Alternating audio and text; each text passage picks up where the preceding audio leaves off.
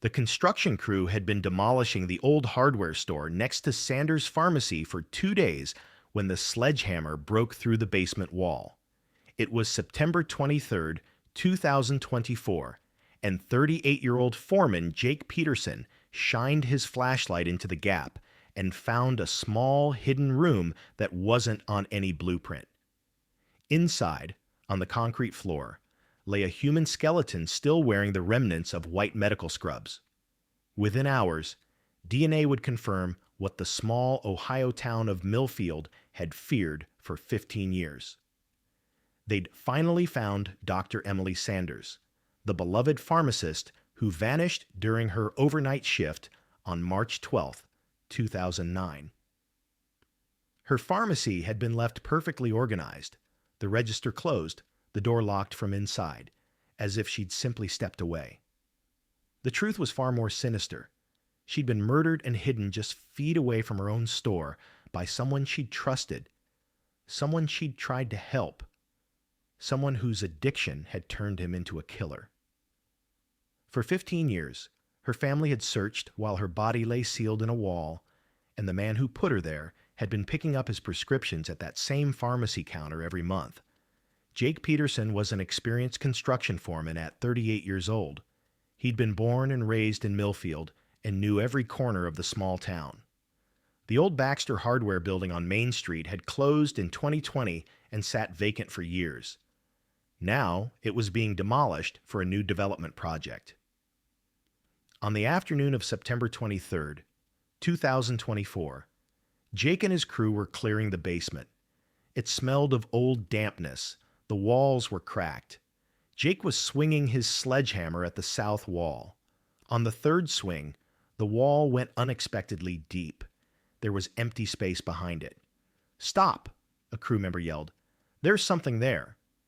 Jake grabbed his flashlight and looked into the hole, a small room, about 6 feet square.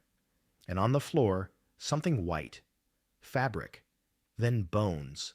A human skeleton, positioned in a fetal curl. Jake's breath caught. "My God. Call the police. Now." Millfield Police Department was on scene within 20 minutes.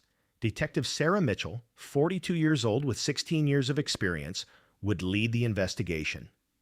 Mitchell had grown up in Millfield and remembered the Emily Sanders case vividly. Everyone in town remembered.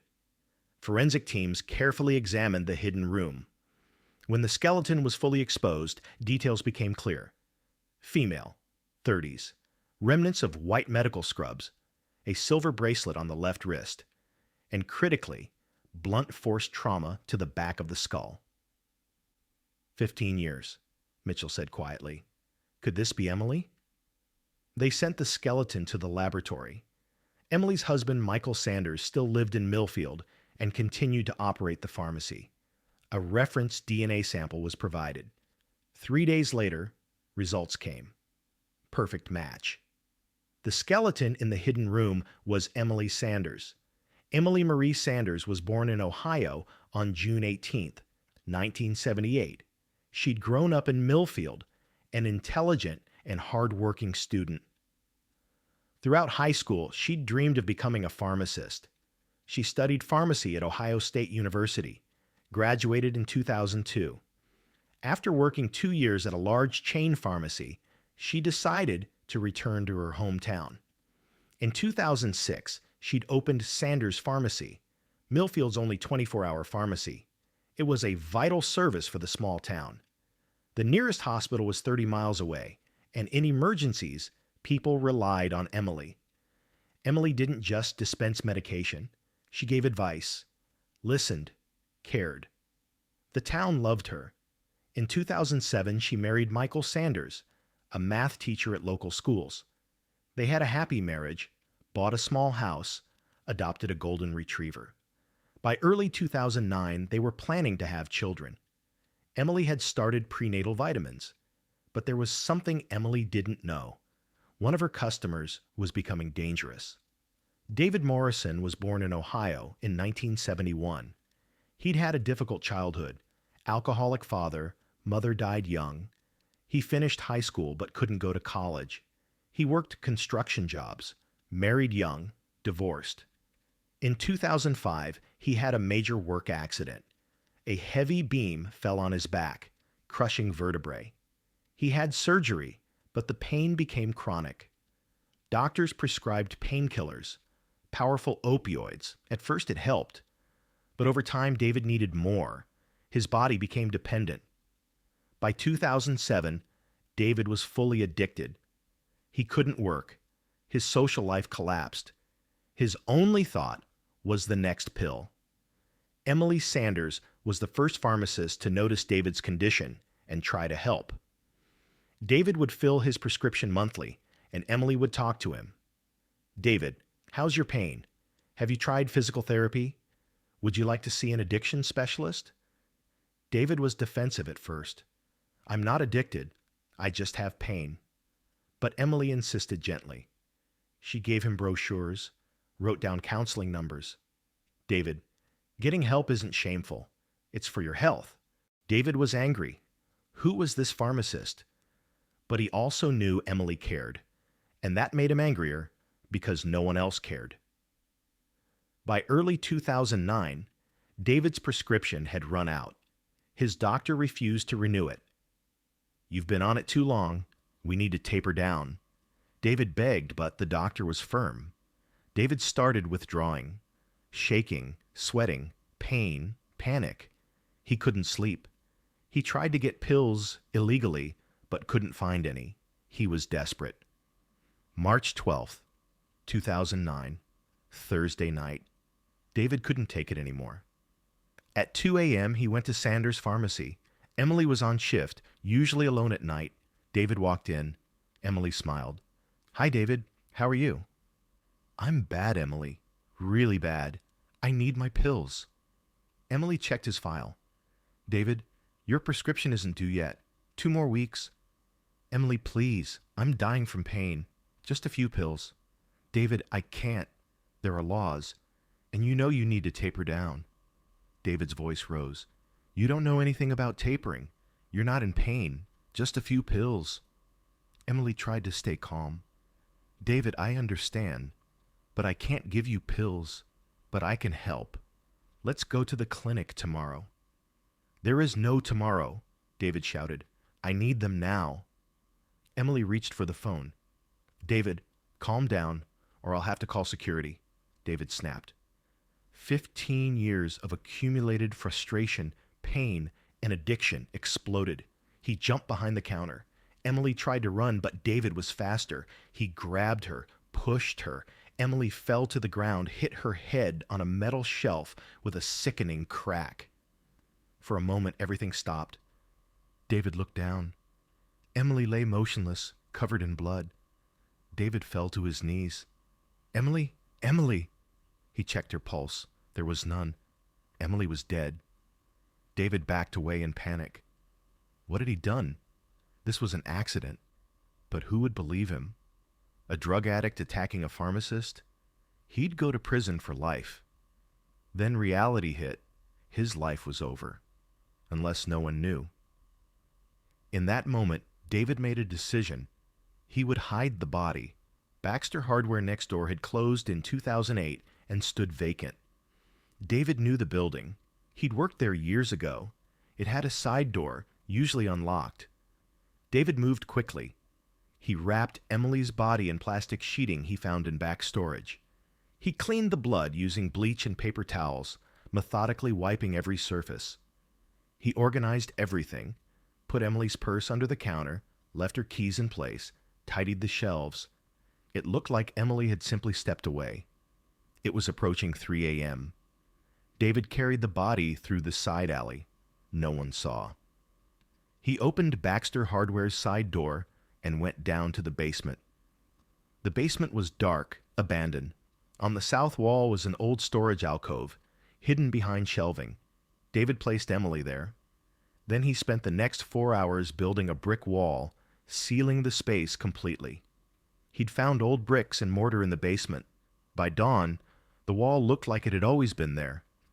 David went home as the sun rose. He took a long shower, scrubbing his skin raw. He tried to sleep but couldn't. Emily's face was in his head, her voice saying, "David, I can help you. The next morning, Michael Sanders called police at 6:45 a.m. Emily hadn't come home. He'd driven to the pharmacy and found it locked from inside, lights on, but no Emily. Police came within minutes. Everything was normal, organized, clean, register closed. But Emily was gone. Her purse was there, her car in the parking lot, her jacket on the door. Security camera showed Emily helping a customer at 2:07 a.m. A male figure, face obscured. At 2:15 a.m., the feed cut to static, then resumed at 2:20 a.m., showing an empty store. David Morrison was questioned as routine.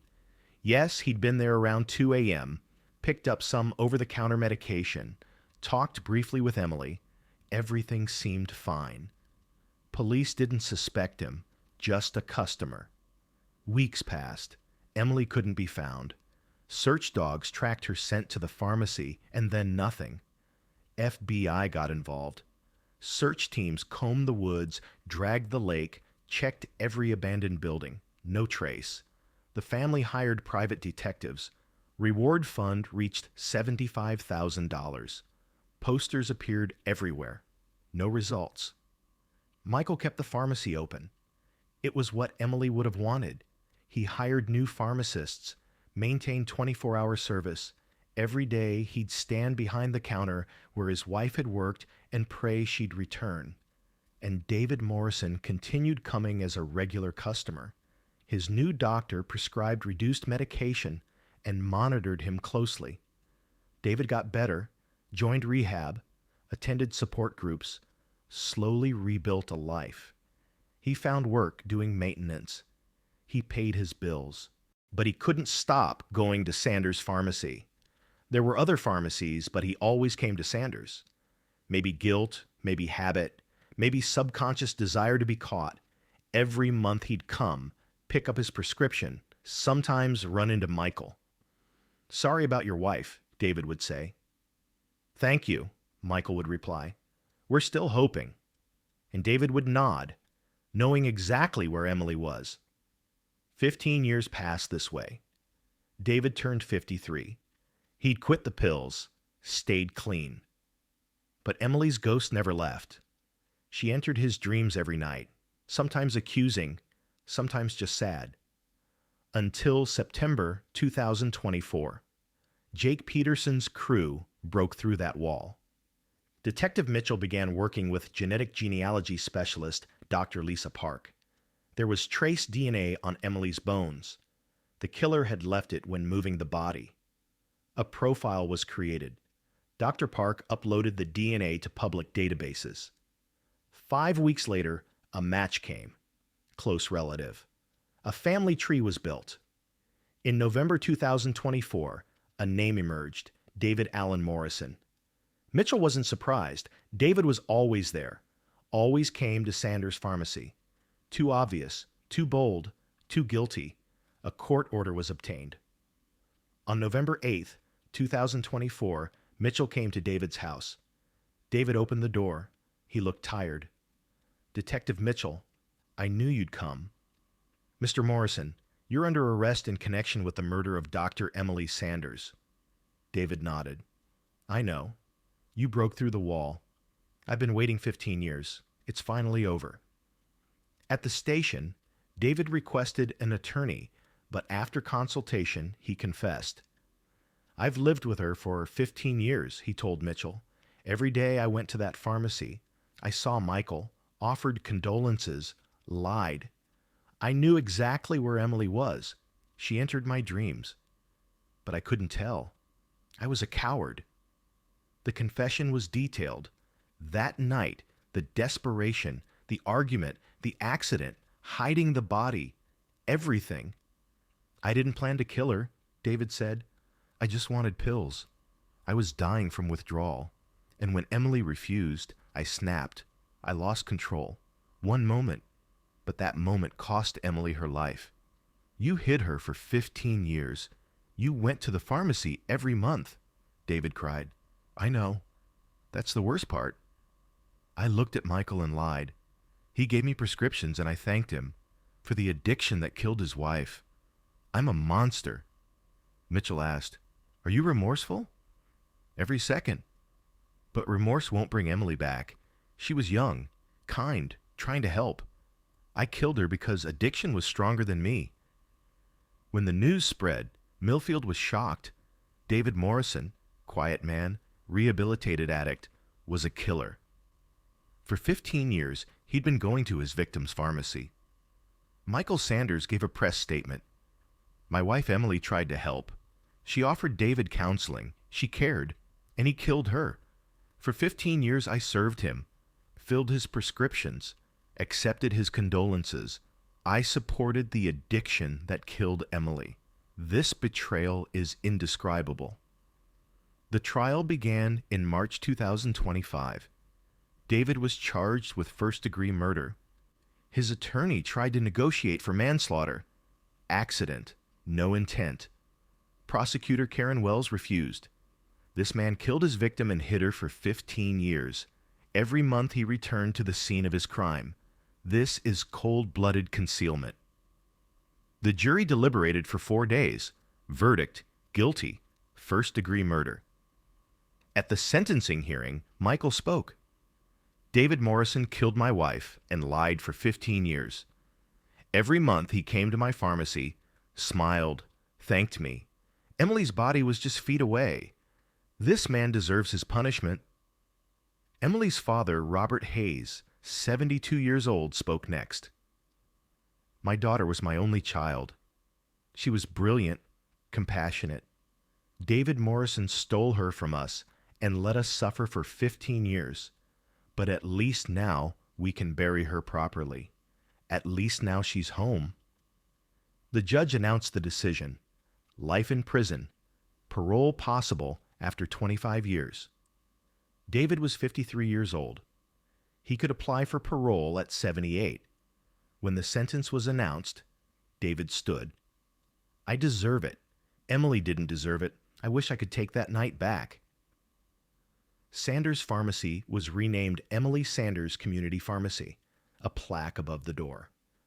Dr. Emily Sanders, 1978 to 2009. Compassionate pharmacist, community hero, never forgotten.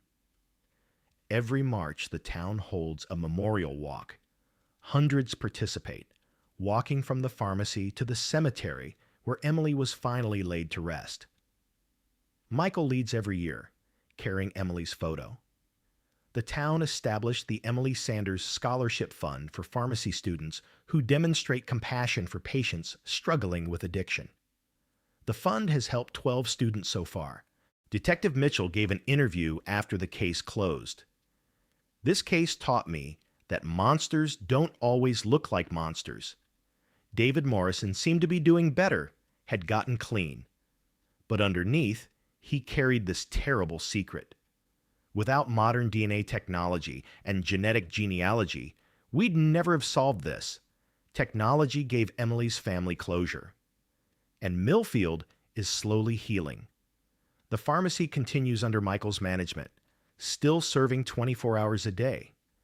Customers say you can feel Emily's presence, feel her compassion still alive in the work being done there. Michael remarried in 2026, finding love with a hospice nurse named Jennifer who understood grief. They work together at the pharmacy sometimes. Michael says Emily would have approved. She'd want him to be happy, but he never forgot his first wife. David Morrison sits in Mansfield Correctional Institution. He works in the prison library, attends addiction support groups, and writes letters to Emily's family, letters they never open. He knows they won't forgive him. He doesn't forgive himself. And in Millfield, life continues. The building that replaced Baxter Hardware opened in 2025. A coffee shop occupies the ground floor. Young families have moved in. But everyone knows the building's history, knows what was found in that basement. On quiet nights, people swear they see a figure in white standing outside the pharmacy, looking in the window. Just for a moment, then gone. Maybe it's Emily, checking on her pharmacy. Maybe it's just shadows in memory. Either way, Millfield remembers. Emily Sanders will never be forgotten. Her compassion, her dedication, her belief that every person deserved help, these values live on. And in that remembering, maybe Emily finally found peace. If this story moved you, please subscribe and hit the like button. Every subscription helps us continue investigating cold cases that families are still waiting to solve. Drop a comment telling us where you're watching from and which unsolved case you'd like us to cover next.